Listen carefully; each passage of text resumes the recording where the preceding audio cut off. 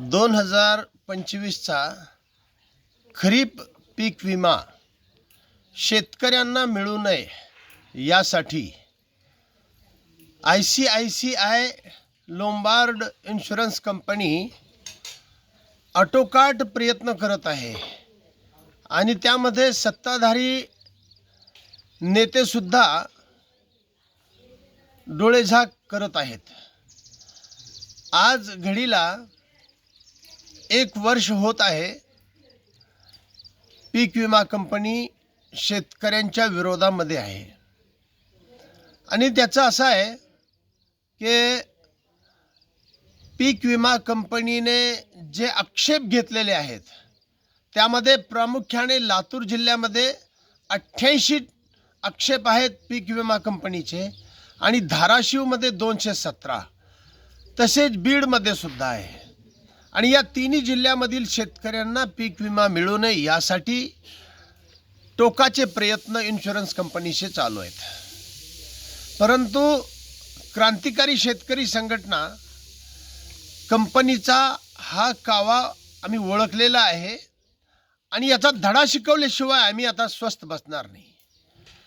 आणि कंपनीचे जरा आरोप काय आहेत हे तरी पहा, कसे बालिशपणाने कंपनी आरोप करत आहे की कंपनीचे प्रामुख्याने आरोप काय आहेत की रँडम पद्धतीने जे पीक कापणीचे प्लॉट निवडलेले आहेत ते चुकीचे प्लॉट आहेत।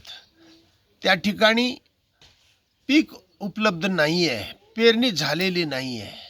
पुन्हा दुसरी गोष्ट अशी की कापणी झाल्यानंतर त्याचं वजन बरोबर नाही आलं आहे, त्या वजनामध्ये तफावत आहे।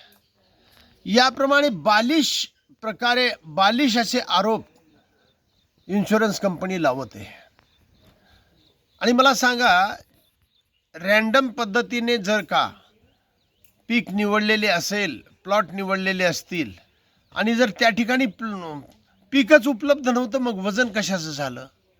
म्हणजे एकंदरीत हा सर्व खेळ फक्त आणि फक्त शेतकऱ्यांना त्यांच्या हक्काचा विमा मिळू नये यासाठी प्रयत्न चालू आहे।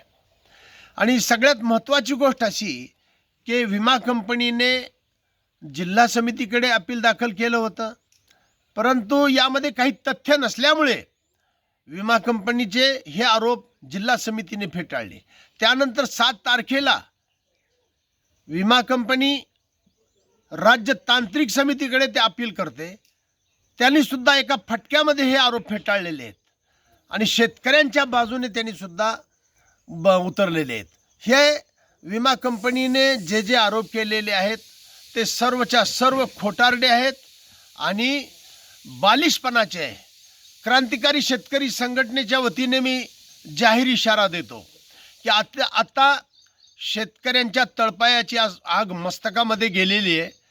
आम्ही कदापिही तुमचं हे बालिशपणा सहन करणार नाही आणि जमाल त्या पद्धतीने उग्र असे आंदोलन छेडण्यात येणार आहे। जोपर्यंत शेतकऱ्यांना त्यांच्या हक्काचा विमा मिळणार नाही तोपर्यंत आमचा हा लढा सुरू राहणार आहे आणि शेतकऱ्यांना न्याय मिळवून दिल्याशिवाय आम्ही स्वस्थ बसणार नाही।